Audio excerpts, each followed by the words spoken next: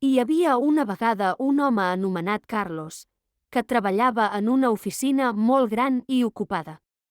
Carlos era un pare afectuós i estimava molt la seva família, però passava la major part del seu temps a l'oficina ocupat amb reunions i feines. L'època nadalenca s'acostava i Carlos sabia que els seus fills, Sofia i Alexandra, estaven emocionats pel Nadal. Veia com decoraven l'arbre de Nadal i preparaven galetes amb la mare, la Laura. Però Carlos sentia que estava perdent moments importants a la vida dels seus fills a causa de la seva feina. Un dia, mentre estava assegut a la seva oficina i mirava la foto de la seva família al seu escriptori, el Carlos va tenir una idea. Va decidir que aquest any seria diferent. Volia estar amb la seva família per Nadal, crear records especials i demostrar-los quan els estimava.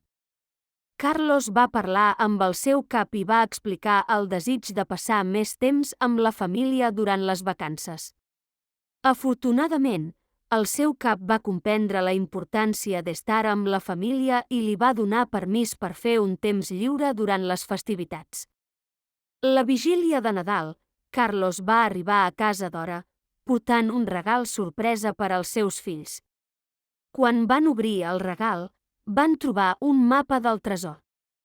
«Tindrem una aventura en família», va exclamar Carles emocionat. Sofia i Alexandra es van emocionar moltíssim. Seguint el mapa, la família va començar una cerca per tota la casa. Les pistes els van portar a diferents racons, tot recordant moments especials que havien compartit junts. Al final, el tresor va resultar ser una carta de Carles expressant quan els estimava i valorava. Durant els dies següents, la família va gaudir d'activitats nadalenques plegats. Van decorar galetes, van sortir a fer ninots de neu i van mirar pel·lícules nadalenques arraulits al sofà.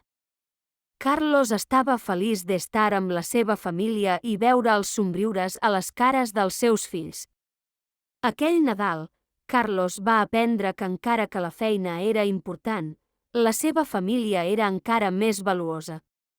Va aprendre a equilibrar el seu temps entre la feina i la família, assegurant-se de ser present en els moments senyalats dels seus éssers estimats. Des de llavors, cada Nadal esdevingué una celebració d'amor, unitat i temps de qualitat en família. Carlos va entendre que les coses més precioses no eren els regals materials, sinó els moments compartits i l'amor entre ells.